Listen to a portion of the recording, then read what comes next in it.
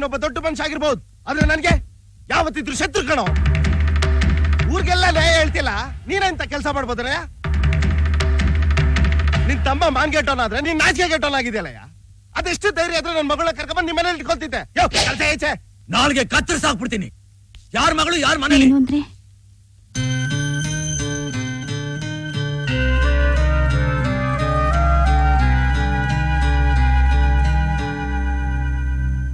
ಅವ್ರ ಅಪ್ಪನ್ಗೆ ಹೆದರ್ಕೊಂಡು ಅರ್ಧರಾತ್ರಿನಲ್ಲಿ ಮನೆಗೆ ಬಂದ್ಬಿಟ್ಲು.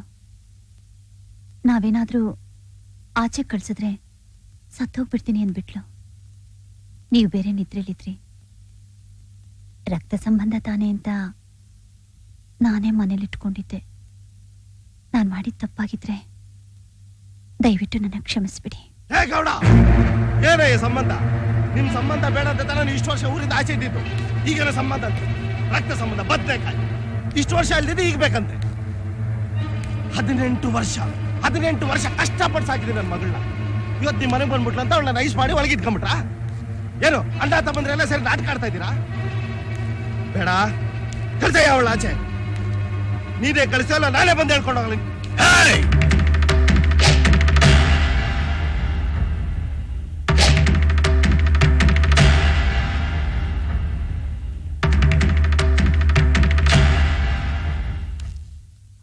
ಮಾವಯ್ಯ, ನನ್ನ ಕಳಿಸ್ಕೊಡ್ಬೇಡಿ ಮಾವಯ್ಯ, ಕಳಿಸ್ಕೊಡ್ಬೇಡಿ. ಏಳು ಮೇಲೆ ಹೆಣ್ಮಕ್ಳಿಗೆ ತವರು ಮನೆ ಹೊಸ್ಲು ಅನ್ನೋದು ಲಕ್ಷ್ಮಣ ರೇಖೆ ಇದ್ದಾಗೆ. ಹೆತ್ತವರು ಆ ರೇಖೆಯಿಂದ ಕಳಿಸ್ಕೊಡ್ಬೇಕೆ ಹೊರತು ತಾವಾಗೆ ಯಾರೋ ಅದನ್ನ ದಾಟ್ಕೊಂಡ್ ಬರ್ಕೊಡುದು. ಹೋಗು ಮನೆಗೆ.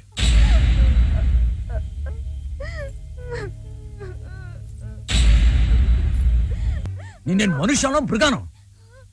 ವಯಸ್ಸಿಗೆ ಬಂದ್ ಹೆಣ್ಣಿನ ಮೇಲೆ ಕೈ ಮಾಡ್ತಾ ಇದೀಯ. ನಿನ್ಗಿಷ್ಟ ಇಲ್ದವ್ರ ಜೊತೆ ಮದುವೆ ಮಾಡ್ತಿದ್ದಾರೆ ಅಂತ ಹೇಳ್ತಿದ್ಯಲ್ಲ, ಹಾಗಾದ್ರೆ ನೀನ್ ಇಷ್ಟ ಪಟ್ಟಿದ್ ಯಾರನ್ನ?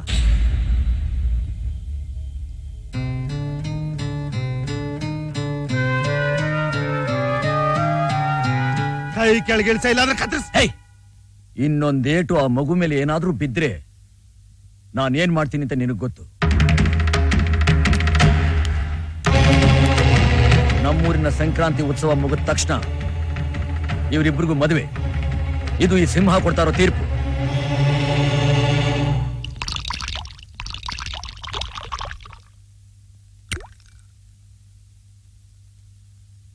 ನೋಡು ಮಾದೇಶ, ನೀನು ನನ್ನ ಚಿಕ್ಕಪ್ಪನ ಮಗ ಅಂತ ಹೇಳ್ತಿದ್ದೀನಿ.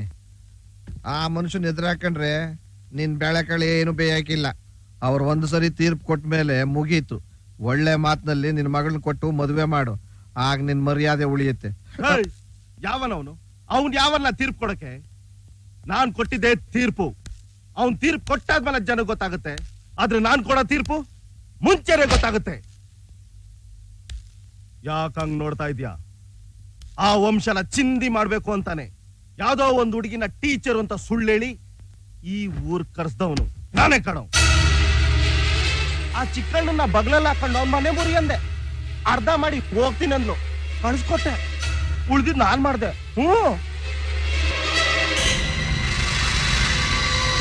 ಎಷ್ಟು ಪಡ್ಕೊಂಡ್ರು ಈ ಊರಿನ ಜನ ನಂಬ್ತಾನೆ ಇಲ್ಲ.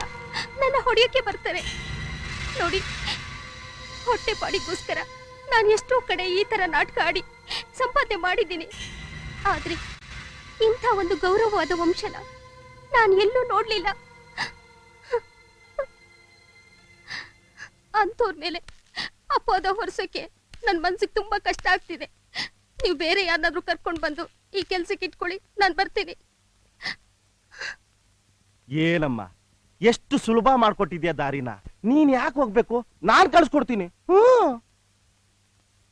ಅರ್ಥ ಆಗ್ಲಿಲ್ವಾ? ಚಿಕ್ಕಣ್ಣ ನನ್ನ ಕೆಡಿಸ್ಬಿಟ್ಟ ಅಂತ ಊರೆಲ್ಲ ಟಾಮ್ ಟಾಮ್ ಹೊಡ್ಕೊಂಡ್ ಬಂದ್ಬಿಟ್ಟೆ. ಪಾಪ ಅವಮಾನ ತಡಿಯಕ್ಕಾಗ್ದೆ ಟೀಚರ್ ಅಮ್ಮ ನೇಳ ಕಳ್ಸೋಗ್ಬಿಟ್ಲು. ನಿಲ್ಸಲೇ, ಏನ್ ಮಹಾ ಗನಂದಾರಿ ಕೆಲಸ ಮಾಡಿದ್ದೀನಿ ಅಂತ ಕಿಸಿತಾ ಇದೀಯ? ನಿನ್ನ ಮಾತು ಕೇಳ್ಕೊಂಡು ನಾನ್ ತಾಳ ಹಾಕದ್ನಲ್ಲೋ ಅಯೋಗ್ಯ. ಹಾಲ್ನಂತ ಸಂಸಾರದಲ್ಲಿ ಹುಳಿ ಹಿಂಡ್ಬಿಟ್ಟಿಯಲ್ಲೋ. ದೇವರಂತ ಗೌಡ್ರಿಗೆ ಅವಮಾನ ಮಾಡ್ಬಿಟ್ಟಿಯಲ್ಲೋ. ನಿನ್ನಂತವನ್ನ ನಡುಬೀದಿನಲ್ಲಿ ಕಂಬು ಕಟ್ಟಿ ಕಲ್ಲಲ್ಲಿ ಹೊಡೆದು ಸಾಯಿಸ್ಬೇಕು. ಇರು, ಇವತ್ತೇ ಗೌಡ್ರಿಗೆ ಹೇಳಿ ಪಂಚಾಯತ್ ಇಡಿಸ್ತೀನಿ. ಎತ್ಕೊಂಡು ಊರಾಚಾಗ್ರ ಅವನ್ನ ಗತಿಗೆಟ್ ನನ್ನ ಮಗ ಜೀವನ ಪೂರ್ತಿ ತಿಂದಿದ್ದು ತೆಗೆದಿಲ್ಲಿ ಈಗೇನ ಅವ್ರ ಪರ ವಹಿಸ್ಕೊಂಡು ಮಾತಾಡ್ತಾನೆ ಪರ.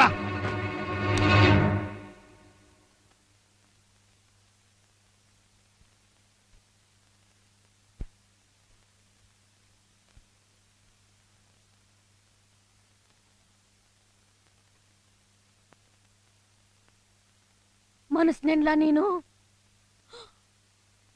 ನಾನು ಹೆತ್ತ ಮಗನೆನ್ಲ? ನಾನು ಹೆತ್ತ ಮಗನ?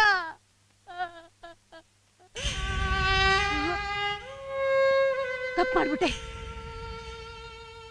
ನನ್ನ ಹೊಟ್ಟೆ ತಪ್ಪಾಗಿ ಹುಟ್ಟುಬಿಟ್ಟೆ ನೀನು.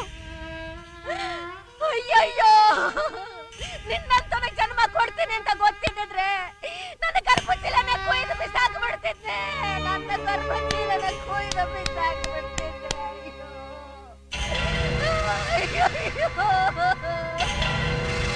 ಏಯ್, ನಮ್ದು ಎಂಥ ವಂಶ? ನೊಂದವ್ರ ಕಣ್ಣೀರು ವರ್ಷ ವಂಶ, ಸಾವಿರಾರು ಸಂಸಾರಕ್ಕೆ ನೀತಿ ಹೇಳ್ದಂತ ವಂಶ, ಲಕ್ಷಾಂತರ ಜನಕ್ಕೆ ಅನ್ನ ಹಾಕ್ತಿರೋ ವಂಶ. ಅಂತ ವಂಶದಲ್ಲಿ ಹುಟ್ಟಿದ ನನ್ನನ್ನ ತಿಳಿದ ನಿನ್ನ ವಂಶ ಕೊಟ್ಬಿಟ್ರಲ್ಲೋ. ಏಯ್, ನಿಮ್ಮಪ್ಪ ಒಬ್ಬ ಕಿರಾತ್ಕ. ಅವನು ಧರ್ಮ ನೀತಿನ ಕೊಂದ. ನೀನು ಅದ್ರ ನೆರಳನ್ನ ಕೊಲ್ಲಕ್ ಹೊಂಟಿದ್ಯಲ್ಲೋ. ನಿನ್ನ ಜೀವನ ಪೂರ್ತಿ ನಿಮ್ಮ ಅಣ್ಣನ ವಂಶ ನಮ್ಗೆ ಎಷ್ಟು ಅನ್ಯಾಯ ಮಾಡ್ತೆ, ಆದ್ರೂ ನೀನು ಅವ್ರ ಪ್ರಾಣ ವಹಿಸ್ಕೊಂಡೆ ಮಾತಾಡ್ತೀಯಲ್ಲ. ಏ ಮುದ್ಕಿ, ನಮ್ಮಪ್ಪ ನಿಮ್ಮ ಅಣ್ಣನ ಕೊಂದ. ನಾನು ಇಡೀ ನಿಮ್ಮ ಅಣ್ಣನ ವಂಶನೇ ಸರ್ವನಾಶ ಮಾಡ್ಬಿಡ್ತೀನಿ. ಏನ್ ನೋಡ್ತೀರಾ? ಹೇಳ್ಕೊಂಡೋಗಿ ತೋಟದ ಮನೆಗೆ ಹಾಕ್ರೋ. ನೀನ್ ಆ ತೋಟಕ್ಕೆ ಹೋದ್ರೆ ಆ ದೇವ್ರು ಸುಮ್ಮನೆ ಬಿಡಕ್ಕಾಗಲ್ಲ.